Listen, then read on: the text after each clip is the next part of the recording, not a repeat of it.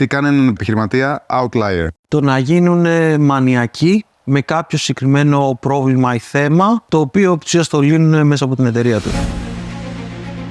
Καλώς ορίσατε στην 5η σεζόν και το δεύτερο επεισόδιο των Outliers, της σειράς podcast της Endeavor Greece που φιλοξενείται στα γραφεία μας. Εδώ ανακαλύπτουμε ιστορίες ανθρώπων που διαμορφώνουν το μέλλον και επαναπροσδιορίζουν την επιχειρηματικότητα. Σήμερα φιλοξενούμε τον Δημήτρη Κώτα, ιδρυτή της Lambda Automata, μιας εταιρείας που φέρνει καινοτόμες λύσεις στον τομέα επιτήρησης πυρκαγιών και συνόρων, σε εθνικό και παγκόσμιο επίπεδο. Γεια σου Δημήτρη. Καλησπέρα. Καλώς ήρθες στα γραφεία μας που έχουν γίνει και στούντιο για το podcast μας, τους Outliers, που είμαστε στην 5η σεζόν. Να ξεκινήσουμε, να καταλάβουμε λίγο το story σου, να καταλάβουμε λίγο τι έχεις χτίσει μέχρι στιγμής. Είναι ένα πολύ ενδιαφέρον story. Θες να μας πεις καταρχάς 2-3 πολύ γρήγορα λόγια για την Lambda Automata και τι κάνει? Εμείς είμαστε μια νέα εταιρεία άμυνας και ασφάλειας. Κυρίως μας ενδιαφέρει το πώς μπορούν νέες τεχνολογίες, είτε γύρω από τα μη επανδρομένα οχήματα, μη επανδρομένα αεροσκάφη ή γύρω από την τεχνητή νοημοσύνη, το πώς μπορούν να αξιοποιηθούν για την πολιτική προστασία και την άμυνα. Τα πρώτα προϊόντα που έχουμε φτιάξει σε αυτή την κατεύθυνση είναι αυτόνομη πύργη επιτήρησης για δασοπροστασία και αυτόνομη πύργη επιτήρησης για επιτήρηση των συνόρων και της ακτογραμμής. Τα συστήματά μας είναι εγκατεστημένα σε δυσπρόσιτα σημεία στην επικράτεια. Σαν εταιρεία προσπαθούμε να μεγαλώνουμε. Το τελευταίο διάστημα έχουμε γραφεία και παρουσία στην Αθήνα και στο Λονδίνο. Είμαστε μια ιδιαίτερη εταιρεία. Έχουμε συνδυασμό ανθρώπων που μπορεί να είναι βετεράνοι από τον τομέα της άμυνας μέχρι software engineers, είτε από το Silicon Valley, είτε νέοι απόφοιτοι από πανεπιστήμια της Αγγλίας και της Ελλάδος. Και σαν αποστολή της εταιρείας μας είναι η ενίσχυση των αποτρεπτικών ικανοτήτων, ας πούμε, των ευρωπαϊκών δημοκρατιών. Οπότε η Ευρώπη είναι το focus σας και η αποστολή σου νιώθεις ότι είναι να ενισχύσετε την ικανότητα άμυνας της Ευρώπης μέσω της τεχνολογίας. Εμείς κάνουμε την εκτίμηση ότι αυτή τη στιγμή, είτε το θέλουμε είτε όχι, 3 μεγάλες δυνάμεις τρούν στην ιστορία. Αν βλέπαμε δηλαδή την ιστορία σαν ένας εξωτερικός παρατηρητής, σαν ένας εξωγήινος και δεν μας επηρέαζε τίποτα, βλέπουμε 3 γεγονότα τα οποία δεν συμβαίνανε πριν 20 χρόνια. Ένα είναι ότι υπάρχουν αναθεωρητικές δυνάμεις. Υπάρχουν δυνάμεις, ας πούμε, μεσαίες και υπερδυνάμεις, οι οποίες έχουν αποφασίσει ότι δεν τους αρέσει το πώς διαμορφώθηκε ο κόσμος, είτε στο τέλος του ψυχρού πολέμου, είτε στο τέλος του Δεύτερου Παγκοσμίου Πολέμου, και θέλουν να το αλλάξουν αυτό. Και αυτές οι δυνάμεις δεν έχουν ηθικούς φραγμούς να προσπαθήσουν να το αλλάξουν αυτό δια της βίας. Δεύτερον, οι νέες τεχνολογίες το κάνουν αυτό αρκετά πιο φτηνό. Αν μια χώρα αν μια μεσαία δύναμη, ένας παρανοϊκός δικτάτορας, ήθελε να αμφισβητήσει τα σύνορα γύρω του πριν 30 χρόνια, θα χρειαζόταν να έχει πρόσβαση σε τεχνολογίες όπως είναι, ας πούμε, τα πολεμικά αεροσκάφη, όπως είναι τα πυρηνικά όπλα, τεχνολογίες που μόνο το Συμβούλιο Ασφαλείας του ΟΗΕ θα μπορούσε να το δώσει και κανένας στο Συμβούλιο Ασφαλείας του ΟΗΕ δεν ήταν αρκετά τρελός για να το κάνει. Στην εποχή μας αυτό έχει αλλάξει. Μπορεί μια μεσαία δύναμη με κάποιο, ας πούμε, μη δημοκρατικό ή υβριδικό καθεστώς να δημιουργήσει στόλους οπλισμένων ρομπότ, στόλους φωνικών ρομπότ, όπως μπορεί να είναι, ας πούμε, χιλιάδες ντρόουν κατασκευασμένα σε βιομηχανική κλίμακα, και να τα χρησιμοποιήσει χωρίς να έχει κάποιο ηθικό φραγμό για να εκβιάσει, ας πούμε, τους γείτονές της. Και το λέω, και το χαρακτηριστικό που σημαίνει σε αυτήν την εποχή είναι ότι αυτό μπορεί να συμβεί με εξαρτήματα που θα αγόρεζε κάποιος στο Scrooge ή στο Amazon, δηλαδή εμπορικά είναι διαθέσιμο δηλαδή. Ακριβώς. Η τρίτη, ας πούμε, δύναμη που επιδρά στην ιστορία είναι η κλιματική κρίση. Σε μεγάλο βαθμό οι επιπτώσεις κλιματικής κρίσης είναι πολλαπλάσιες των επιπτώσεων που θα είχαμε, πολλαπλάσιες των επιπτώσεων πριν 20 ή 30 χρόνια, τόσο στην καθημερινότητά μας, στην ασφάλειά μας, στην ευημερία μας. Παρ' όλα αυτά, τα μέσα που έχουμε, είτε για την αποτροπή μιας μεγάλης πυρκαγιάς, είτε για το πώς τα αποτελέσματα της κλιματικής κρίσης αντιμετωπίζονται στο πεδίο, τα μέσα που έχουμε σε μεγάλο βαθμό έχουν παραμείνει ίδια. Και δεν αφορά αυτό μόνο την Ελλάδα, αφορά και χώρες πολύ πιο ανεπτυγμένες από την Ελλάδα. Οπότε μπαίνουν αυτές οι 3 δυνάμεις, θέτουν ερωτήματα ότι πώς μπορούν οι νέες τεχνολογίες που έχουν αναδυθεί, πώς μπορούν να αξιοποιηθούν με γρηγορότερο τρόπο από τις δημοκρατικές χώρες της Ευρώπης έτσι ώστε να διασφαλίσουν την ασφάλεια και την ευημερία της. Πολύ ενδιαφέρον. Και έχει ενδιαφέρον να καταλάβουμε λίγο και πώς έχεις καταλήξει με μια τέτοια εταιρεία στα χέρια σου. Πού έχεις γεννηθεί, πού έχεις μεγαλώσει. Θες να μας πεις λίγο για το background σου? Εγώ γεννήθηκα και μεγάλωσα στην Αθήνα. Έχω ζήσει σε διάφορες περιοχές της Αθήνας, από το Ήλιον μέχρι τη Νέα Πεντέλη, τη Νέα Ιωνία κτλ. Σπούδασα στην Πάτρα, ηλεκτρολόγος μηχανικός. Το 2010 πήγα για σπουδές διδακτορικές στις Ηνωμένες Πολιτείες, στη Μινεσότα, όπου εκεί έκανα αρκετή έρευνα ακαδημαϊκά επάνω σε συστήματα πλοήγησης χωρίς GPS, πώς μπορεί ένα ρομπότ, είτε μιλάμε για ένα αεροσκάφος, είτε μιλάμε για ένα αυτοκίνητο, πώς μπορεί να βρει τη θέση του και που βρίσκεται χωρίς να χρησιμοποιήσει GPS. Έκανα αρκετές δημοσιεύσεις ακαδημαϊκά, ήμουν συνολικά 6 χρόνια, πάρα πολύ σκληρή εργασία στο Πανεπιστήμιο στις Ηνωμένες Πολιτείες, αλλά ταυτόχρονα και μια σημαντική ευκαιρία στο να μάθεις καινούργια πράγματα. Είσαι στην Πάτρα, σπουδάζεις, μηχανικός. Ηλεκτρολόγος μηχανικός. Και μετά πας στη Μινεσότα. Εκεί πώς έγινε αυτό το βήμα? Σε κάποιο σημείο εκεί είδα κάποιους διδακτορικούς ερευνητές και φίλους μου που δουλεύανε πάνω σε προβλήματα ρομποτικής. Αυτό μου τράβηξε απίστευτο το ενδιαφέρον. Είχα κάποιες αρκετά γερές βάσεις όσον αφορά τις θετικές επιστήμες από το Λύκειο. Πιο πριν, δηλαδή, πήγαινα σε μαθηματικούς διαγωνισμούς στο Λύκειο, αγαπούσα πάρα πολύ τα μαθηματικά, αγαπούσα την ιστορία των επιστημών, αγαπούσα τις φυσικές επιστήμες, αλλά δεν ήμουν ο ιδανικός φοιτητής, κάθε άλλο θα έλεγα. Και μου τράβηξε πάρα πολύ διάφορες εφαρμογές ρομποτικής. Ήταν κάποια παιδιά τώρα, ένας από αυτούς είναι και καθηγητής πανεπιστημίου στην Νορβηγία και είναι από τους σημαντικότερους στον κόσμο σε τετρακόπτερα, οι οποίοι φτιάχνανε μικρά τετρακόπτερα, αυτά τα μικρά drones που βλέπουμε τώρα. Αυτό τώρα το 2009. Το 2009 σε ένα ελληνικό πανεπιστήμιο. Και αυτό μου τράβηξε πάρα πολύ την προσοχή. Βούτυξα επάνω σε αυτό, διάβασα πάρα πολύ την βιβλιογραφία, έφτιαξα διάφορα πράγματα μόνος μου. Και με μια καλή διπλωματική, ας πούμε, δείχνοντας ότι έχω αρκετό μεράκι και αγάπη για αυτό που κάνω, με αυτό κατάφερα να βρω μια θέση για διδακτορικό με υποτροφία στις ΗΠΑ. Υποτροφία. Τα διδακτορικά στις ΗΠΑ είναι αδύνατον να πληρώσεις δίδακτρα ή κάτι.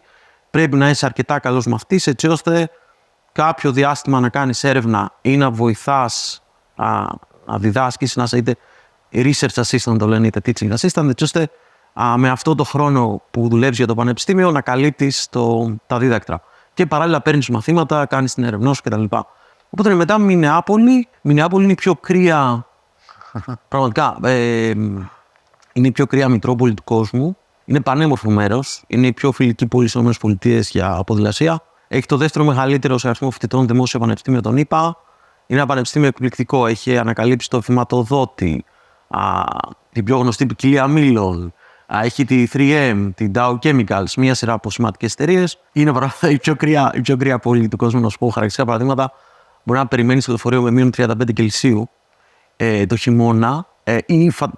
Το Student Union, ας πούμε, ο φοιτητικός σύλλογος, είχε ένα ταμπλό όπου έδειχνε στο διάδρομο τη θερμοκρασία στον Άρη και τη θερμοκρασία έξω. Και μερικές φορές ο Άρης ήταν πιο ζεστός. Ναι. Εκεί δούλεψα πάρα πολύ σκληρά. Είχα τη χαρά να δουλέψω με εκπληκτικούς ανθρώπους. Υπάρχουν και Έλληνες και από άλλες εθνικότητες εκπληκτικοί καθηγητές στο συγκεκριμένο πανεπιστήμιο.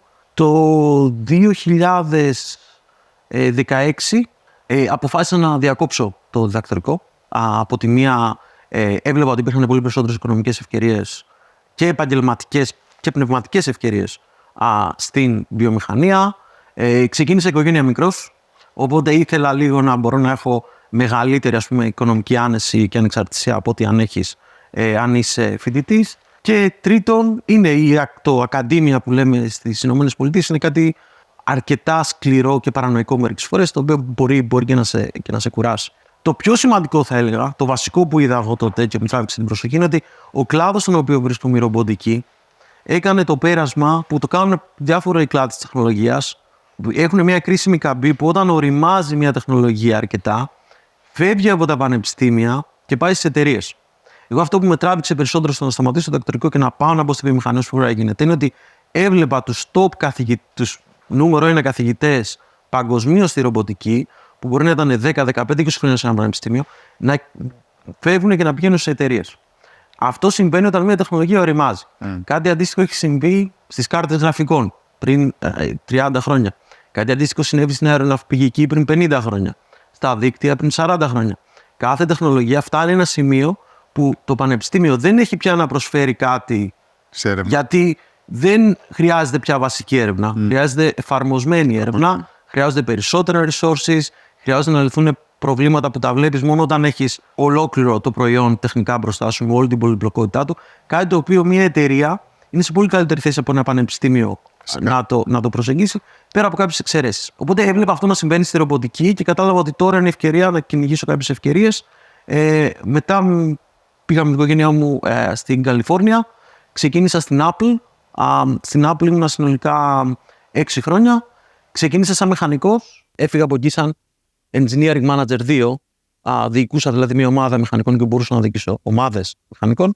Δουλεύαμε πάνω σε perception συστήματα αντίληψης για αυτόνομα συστήματα, αλγόριθμους αντίληψης για αυτόνομα συστήματα. Δηλαδή το πώς ένα αυτόνομο σύστημα που έχει αισθητήρες, κάμερες, LiDAR, radar μπορεί να καταλαβαίνει τον κόσμο γύρω του.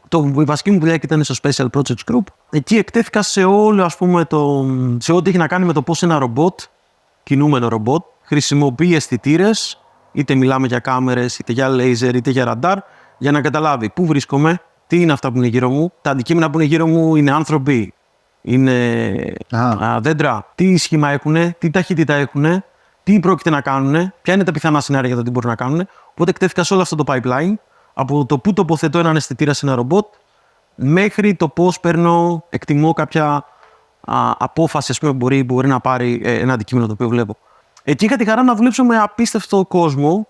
Υπήρχε κόσμος με απίστευτο background, με έναν συνάδελφο ο οποίος είχε Oscar, γιατί σαν προγραμματιστής είχε φτιάξει βιβλιοθήκη που χρησιμοποιείται μια βασική βιβλιοθήκη που χρησιμοποιείται σε πολλά visual effects ταινιών. Okay. Είχαμε συναδέλφους που είναι πάρα πολύ χειρά ονόματα στη machine learning. Οπότε ήταν ένα εντυπωσιακό κλίμα με τα θετικά του και τα αρνητικά του. Πότε αρχίζει να δημιουργείται η ιδέα της λάμδα οτόματα στο μυαλό σου, γιατί αυτό είναι το τελευταίο βήμα, έτσι?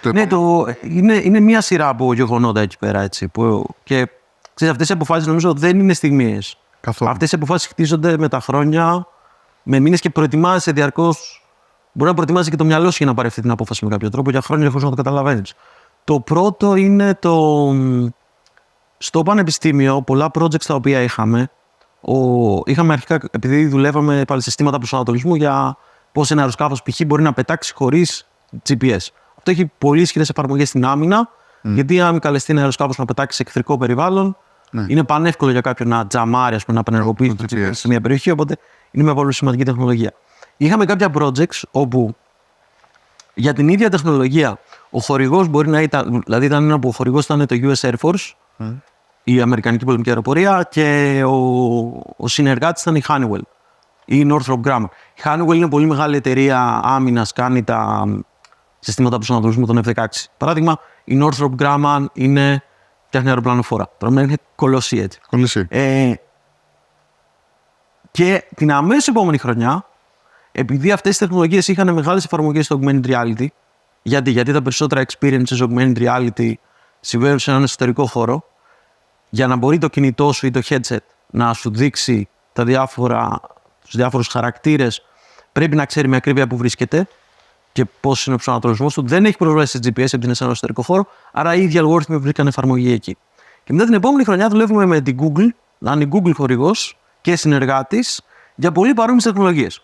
Και εκεί μου έκανε τρομερή εντύπωση πώς οι εταιρείες τότε τουλάχιστον άμυνας, που μιλάμε για κολοσσούς, ήταν κυρίως εταιρείες hardware και integration, το πώς δηλαδή μπορούν να πάρουν πάρα πολλά εξαρτήματα και να τα ενώσουν για να παραδώσουν στο Congressional αεροπλανοφόρο, σε σχέση με την Google. Και ιδιαίτερα όσον αφορά τα θέματα λογισμικού. Μου έκανε τρομερή εντύπωση.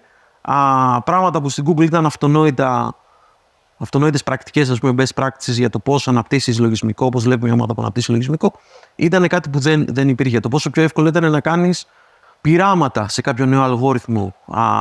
Το πώς, ξέρω εγώ, παραδείγματος χάρη, οι παραδοσιακές εταιρείες άμυνας ακολουθούσαν το μοντέλο το waterfall. Ότι λέγανε θα φτιάξουμε ένα πλάνο 9 μήνες, θα κάνουμε πειράματα, θα δώσουμε δεδομένα, θα κάνουμε προσομοιώσεις και θα ξανακάνουμε πείραμα. Και ενώ στην Google αυτός ο κύκλος μπορεί να κρατούσε 2 εβδομάδες κάθε κύκλος και να έχει πάρα πολλού κύκλους σειρά, να έχει κάποιο επαναληπτικό, ας πούμε, πιο γρήγορο μοντέλο ανάπτυξη.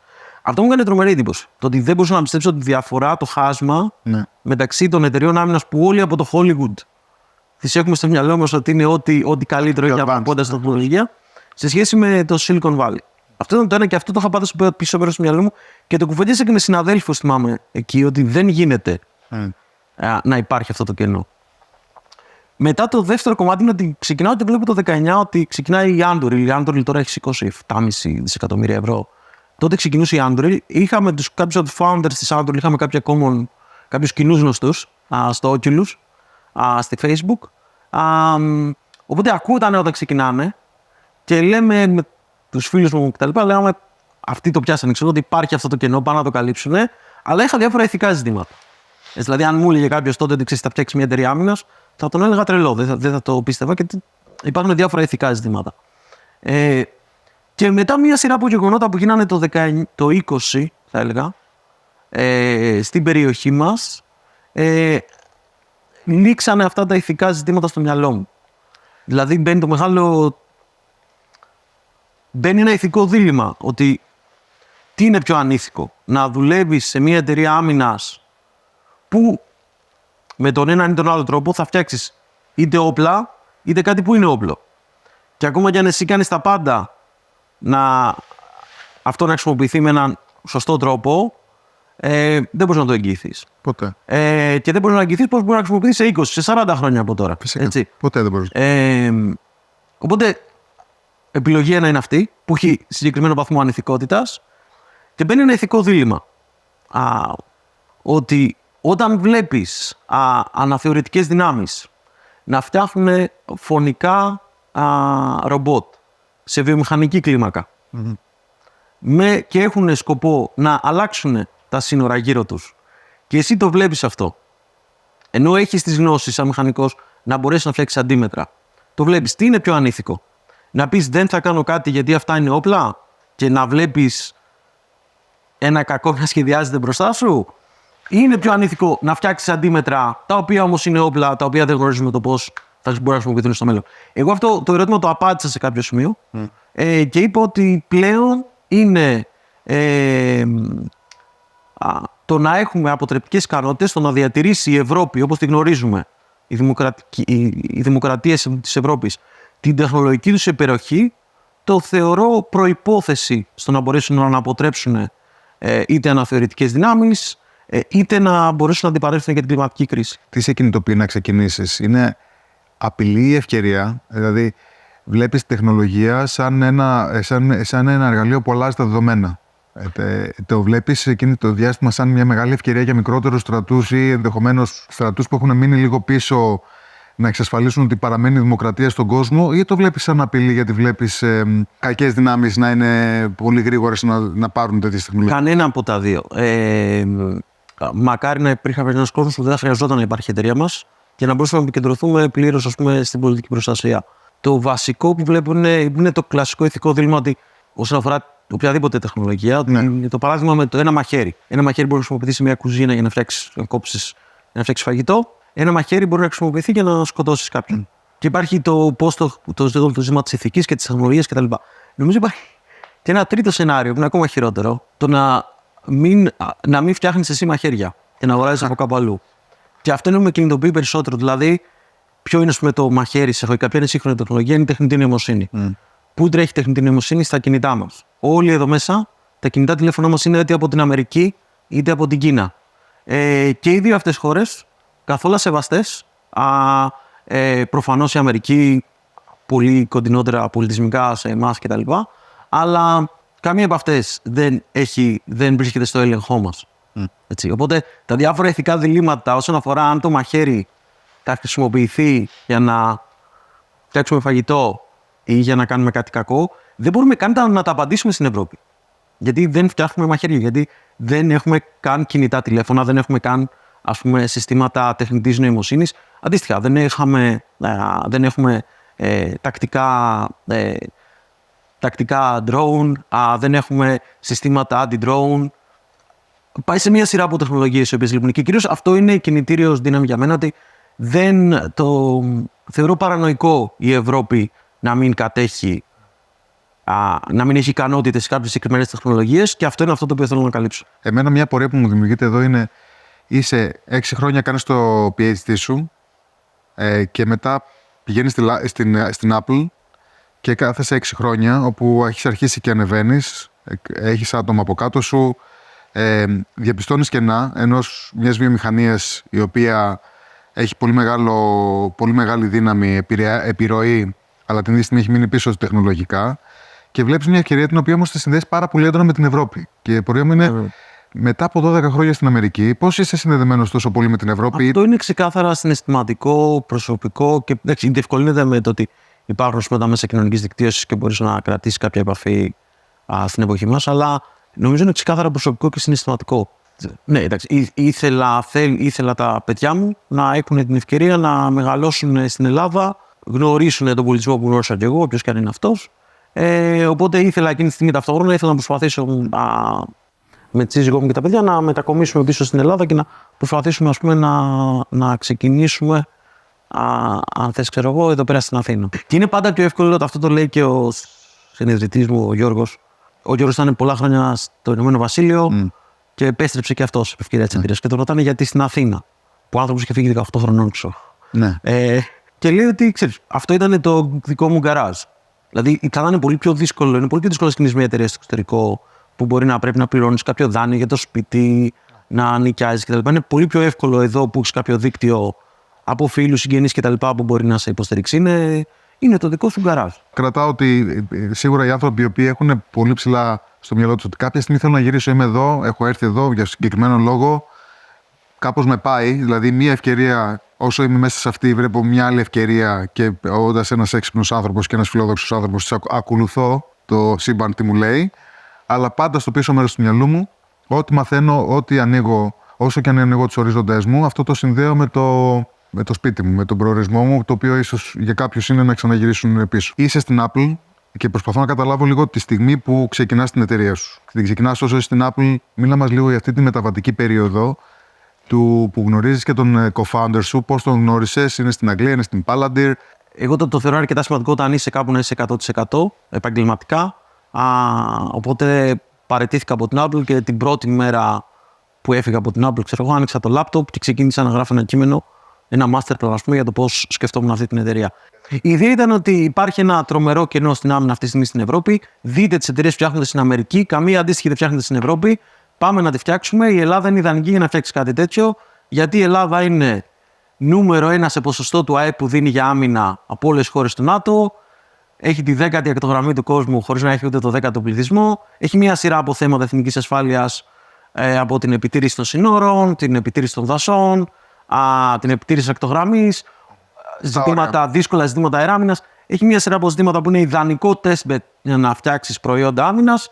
Πάμε να ξεκινήσουμε από εδώ, αλλά με σκοπό να επεκταθούμε σε όλη την Ευρώπη. Υπήρχε ένα σχέδιο για το πώς φτιάξουμε ένα προϊόν, αλλά υπήρχε τεχνογνωσία, αλλά δεν υπήρχε ούτε κάποιο προϊόν, ούτε κάποια ομάδα. Δεν μίλησα με κανένα VC εκτός Ελλάδος. Οι περισσότεροι μας αντιμετωπίσαν σαν τρελούς τελείως. Μπορώ να πω οι δύο οι οποίοι πιο ένθερμα μας βοηθήσαν ήταν ο Νίκος ο Δραντάκης και ο Πάνος Παπαδόπουλος. Και αυτό πριν ακόμα σηκώσουμε χρήματα. Δηλαδή ήταν απλά και μόνο επειδή καταλαβαίνανε την ιστορία και το σχέδιο και γιατί χρειάζεται αυτό. Ξεκίνησα μόνος μου. Εκείνη τη στιγμή το μάραθον κατάλαβε ότι αυτός ό,τι και να γίνει θα το κάνει. Οπότε είχα και διάφορες συζητήσεις με κάποιους άλλους επενδυτές και με το μάραθον. Σηκώσαμε κάποια χρήματα από το μάραθον. Αυτό ήταν 2021. Τέλος του 2021. Μετά αρχίζω να ψάχνω κόσμο, ομάδα. Δεν υπήρχε ομάδα. Βρήκα τον Γιώργο, τον Κοντογιάννη, ο οποίος τον βρήκα στο Twitter.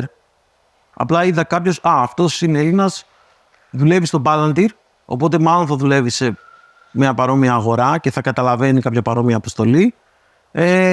Θα το στείλω. Και αντίστοιχα βρήκα και το Γιάννη με ακόμα πιο περίεργο τρόπο που χρειαζόμουν κάποιο όχι τόσο έμπειρο μηχανικό να με βοηθήσει με κάποια θέματα τεχνικά, ηλεκτρονικής, hardware κτλ. Και έβαλα ένα job posting στο LinkedIn και δεν είχα εντυπωσιαστεί κανένα βιογραφικό. Και βλέπω ένα και λέω, κάτσε να το φωνάξουμε αυτό. Και αφού κανονίζουμε κτλ. Έρχεται με μια κούτα. Ο Γιάννης ήταν επίσης στην Αγγλία. Ήταν στο Bristol. Είχε σπουδάσει Λονδίνο και Bristol και σαν mechanical engineer. Και έρχεται ο Γιάννης με μια κούτα με διάφορες κατασκευές που έχει κάνει από μικρά ρομποτάκια και μου έδειξε το πόσο μεράκι έχει με όλο το κατασκευαστικό κομμάτι. Αυτό που λες στα παιδιά, τι ακριβώς είναι, το προϊόν ποιο είναι, τι έχεις στο μυαλό σου ή μαζεύεστε και θα φτιάξετε μαζί το προϊόν? Το βασικό νομίζω σε αυτή τη φάση δεν είναι το προϊόν. Το βασικό σε αυτή τη φάση είναι η αποστολή της εταιρείας. Η αποστολή. Το πρώτο προϊόν ήταν η αυτόνομη πύργη επιτήρησης. Αυτή τη στιγμή είναι κατεστημένη σε διάφορες τοποθεσίες. Περάσαν από διάφορα iterations μέχρι τώρα. Το ωραίο θα έλεγα με αυτό που κάνουμε είναι ότι το προϊόν μας έχει expertise από διάφορα πράγματα. Δηλαδή από το πώς εκπαιδεύουμε το μοντέλο τεχνητής νοημοσύνης για να εντοπίζει η κάμερα που είναι πάνω στο πύργο επιτήρησης με τον υπολογιστή εκεί πέρα μόνη της, ο υπολογιστής να χειρίζεται την κάμερα μόνος του και να μπορεί να εντοπίσει καπνό, ανθρώπους, οχήματα, στήλες καπνού, μέχρι το πώς έχουμε μια κατασκευή που είναι εύκολη σαν ένα έπιπλο IKEA. Το προϊόν μας είναι πώς είναι τα παρατηρητήρια μπορεί να έχει η πυροσβεστική, ο στρατός κτλ. Τα οποία είναι παντρωμένα και κάποιος είναι μέσα με ένα τηλεσκόπιο, με κιάλια και με κάποιο ασύρματο. Η ιδέα είναι μια συσκευή. Φανταζόμαστε ένα πύργο ψηλό που είναι κάποιος πάνω σε αυτόν τον πύργο. Ναι, από ψηλά. Όπως είναι τα παρατηρητήρια στον ημιτό. Ακριβώς. Εμάς η ιδέα ήταν πώς μπορούμε να φτιάξουμε μια συσκευή που να είναι εύκολη να εγκατασταθεί σαν ένα έπιπλο IKEA. Αυτό είναι σημαντικό γιατί αν πας να εγκαταστήσεις κάτι, ας πούμε, σε μια βροχονισίδα, αν πας να εγκαταστήσεις κάτι σε μια βουνοκορφή, δεν έχεις ρεύμα, εργαλεία, βαριά οχήματα. Πρέπει να μπορείς να το, όπως είναι σε ένα έπιπλο IKEA, πρέπει να μπορείς να το στήσεις έτσι. Δεύτερον, να χωράει συσκευασμένη στην καρότσα ενός αγροτικού ή σε ένα φουσκωτό, να μην χρειάζεται υποδομές. Δηλαδή, εμάς δεν χρειάζεται ο πύργος ούτε να σκάψει κάποιος, ούτε να ρίξει τσιμέντο, ούτε να ρίξει θεμέλια. Δεν χρειάζεται κάποια κτηριακή υποδομή. Δεν χρειάζεται ρεύμα. Έχει μπαταρίες και φωτοβολταϊκά. Άρα δεν χρειάζεται να έρθει κάποιος να υπάρχει παροχή ρεύματος εκεί.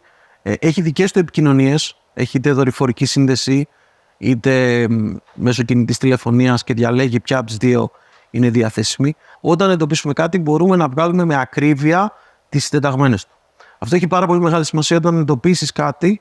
Πρέπει να εντοπίσεις μια πυρκαγιά στο ξεκίνημά της, έχει πάρα πολύ μεγάλη σημασία να αναφέρεις γρήγορα τις συντεταγμένες γεωγραφικά που βρίσκεται, έτσι ώστε να μπορεί να επέμβει κάποιος.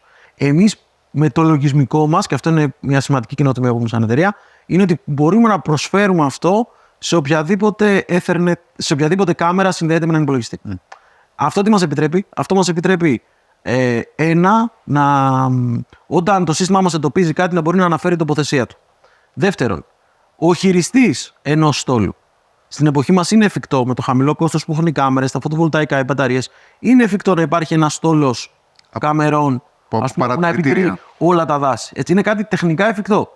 Και αυτό έχει και άλλα σημαντικά πλεονεκτήματα και ηθικής φύσης, όπως παραδείγματος χάρη το ότι επειδή η επεξεργασία της εικόνας γίνεται τοπικά στον πύργο και δεν γίνεται σε κάποιο κεντρικό σερβερ, μπορούμε να έχουμε και ισχυρές εγγύησεις, ας πούμε, όσον αφορά την ανωνυμοποίηση διάφορων δεδομένων. Το προϊόν μας για μας είναι πώς θα μπορούσαμε ένα τεράστιο εθνικό πάρκο, μια πάρα πολύ μεγάλη ακτογραμμή, σε πολύ μικρό χρονικό διάστημα να μπορούμε να επιτηρούμε πάρα πολύ μεγάλες δασικές εκτάσεις ή πάρα πολύ μεγάλες συνοριογραμμές. Τι άλλες εφαρμογές έχει αυτή η τεχνολογία? Θα είναι εφικτό ένα μεγάλο ποσοστό νέων πυρκαγιών, των πυρκαγιών όταν ξεκινάνε, η ενημέρωση να γίνεται από ένα αυτοματοποιημένο σύστημα και η πληροφορία να φτάνει εκεί πρέπει να φτάσει πάρα πολύ γρήγορα και να αξιοποιείται πάρα πολύ γρήγορα. Αυτό ήδη συμβαίνει στην Καλιφόρνια με συστήματα παρόμοια με το δικό μας. Εκτιμώ ότι αυτό είναι το πιο σημαντικό, το οποίο μπορούμε όσον αφορά, ας πούμε, την ελληνική αγορά να κατακτήσουμε κάποια στιγμή τα επόμενα χρόνια. Το οποίο γίνεται με πύργους, αλλά γίνεται και με άλλους τρόπους. Και με drones. Οπότε, ένα προϊόν που βγάλαμε εμείς και δείχνει κάπως την κατεύθυνση στην οποία πηγαίνουμε τώρα, είναι μια φορητή βαλίτσα επικοινωνιών. Το λέμε Jericho. Έχει μπαταρίες, επικοινωνίες και το ίδιο λογισμικό που έχουμε στον πύργο για αποδελτίωση του βίντεο, αλλά για να μπορεί να το έχει ένας χειριστής drone μαζί του. Οπότε έχει μια βαλίτσα η οποία έχει δορυφορικό ίντερνετ, παίρνει 2 κάρτες SIM, που μπορεί μια ομάδα, ας πούμε, της ΕΜΑΚ, είτε μια ομάδα της πυροσβεστικής, είτε κάποιος που κάνει περιπολία, που βρίσκεται κάπου που δεν έχει συνδεσιμότητα, μπορεί να έχει 3 διαφορετικούς τρόπους να συνδεθεί στο ίντερνετ και έναν αυτόματο τρόπο να του παρέχει αυτή τη συνδεσιμότητα. Έχει μπαταρίες να μπορεί να φορτίσει τον drone το οποίο έχει Και το πιο σημαντικό, έχει το λογισμικό μας σε ένα φορητό υπολογιστή εκεί πέρα, όπου συνδέεται χωρίς κάποιο καλώδιο με το υπάρχον χειριστήριο που έχει, υπάρχει το χειριστήριο drone που έχει, και ανεξαρτήτως τύπο του drone, είτε μιλάμε για ένα όπως είναι τα drone που έχουμε στους γάμους και στις βαφτίσεις, είτε για κάποιο στρατιωτικού τύπου, ανεξαρτήτως τύπου, η εικόνα από αυτό αποδελτιώνεται με τους ίδιους αλγοριθμούς που έχουμε στον πύργο μας και μοιράζεται σε κάποιο κέντρο επιχειρήσεων μέσω του government cloud κτλ. Ξέρει το drone, δηλαδή αυτό που κοιτάει, ξέρει που είναι στο χάρτη. Ξέρει που είναι στο χάρτη, εντοπίζει ανθρώπους, οχήματα, καπνό, τα κρατάει και μπορεί να έχεις η εικόνα και η γεωγραφική αλλά και η οπτική, δηλαδή και ο χάρτης και το τι έχει εντοπίσει κτλ. Φτάνουν σε πραγματικό χρόνο σε όσα κέντρα επιχειρήσεων ή κέντρα συντονισμού χρειάζεται. Χωρίς ο χειριστής drone να αλλάξει κάτι στο workflow. Αυτό κάπως δείχνει την κατεύθυνση που έχουμε για τα επόμενα προϊόντα. Πριν συνεχίσουμε, και έχω πολλές ακόμα ερωτήσεις να σου κάνω, για να κρατήσουμε λίγο το energy, λέω να παίξουμε ένα παιχνίδι ετυμολογίας. Θα διαλέξεις μια κάρτα, θα σου πω την λέξη που έχει μέσα η κάρτα και θα μου δώσεις πώς την καταλαβαίνεις. Και βλέπουμε. Αν πιάσει, συνεχίζουμε. Λοιπόν. Αντοχή και ανθεκτικότητα ή resilience στα αγγλικά. Ποια είναι η ετυμολογία σου? Τι είναι για σένα αντοχή και ανθεκτικότητα?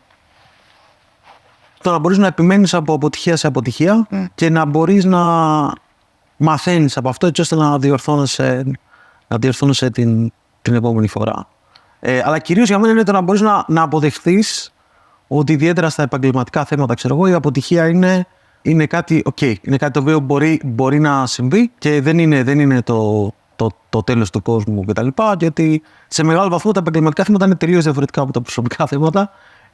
Και ότι είναι να μπορείς να αντέξεις την αποτυχία ξανά και ξανά και ξανά. Και μάλιστα αυτό είναι σημαντικό ιδιαίτερα όταν έχεις να κάνεις με θέματα έρευνας είτε με θέματα επιχειρηματικότητας, δηλαδή πράγματα τα οποία μπορεί να είναι και πέρα από τον έλεγχό σου. Ξέρω, γιατί συζητάγαμε πριν ξεκινήσουμε τη συζήτηση off the record. Μου είπες ότι η επιχειρηματικότητα είναι για σένα ένα παιχνίδι και ότι η ζωή είναι η οικογένειά σου, είναι οι άνθρωποι σου.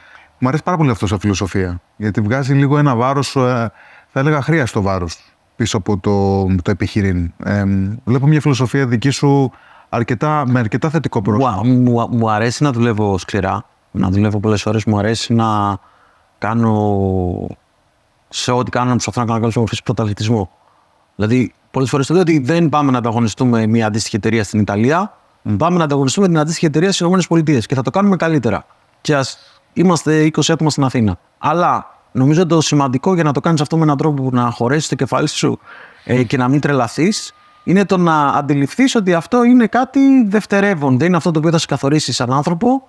Μάλλον όλοι μας, αν εκτός αν κάποιο από εμάς ανακαλύψει κάποια νέα αντιβίωση ή κάτι, μάλλον οι περισσότεροι από εμάς το σημαντικότερο ρόλο που κάνανε είναι οι σχέσεις που κάνανε, τα παιδιά που κάνανε κτλ.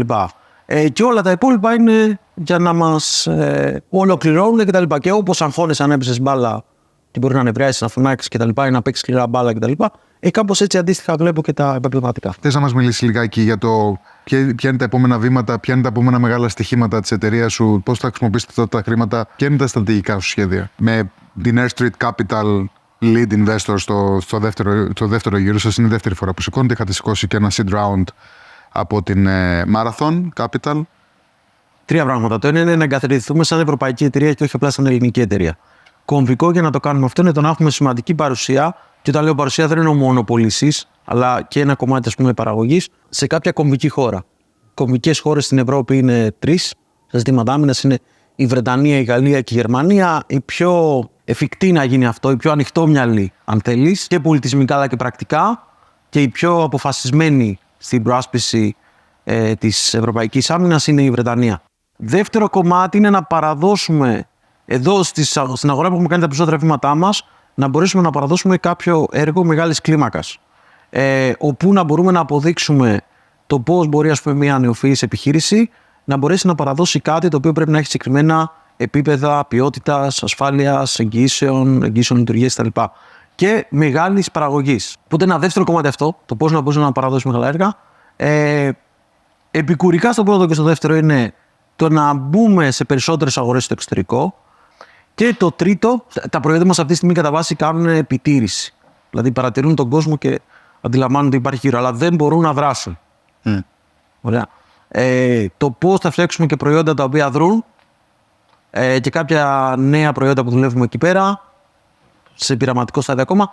Αυτό είναι ένα τρίτο το οποίο θέλουμε να αποδείξουμε. Και αυτά, ας πούμε, είναι τα βασικοί στόχοι που έχουμε και το πώς θέλουμε να αξιοποιήσουμε τα χρήματα από αυτόν τον γύρο. Μια τελευταία δική μας ερώτηση πριν κλείσουμε και τον κύκλο αυτών των ερωτήσεων.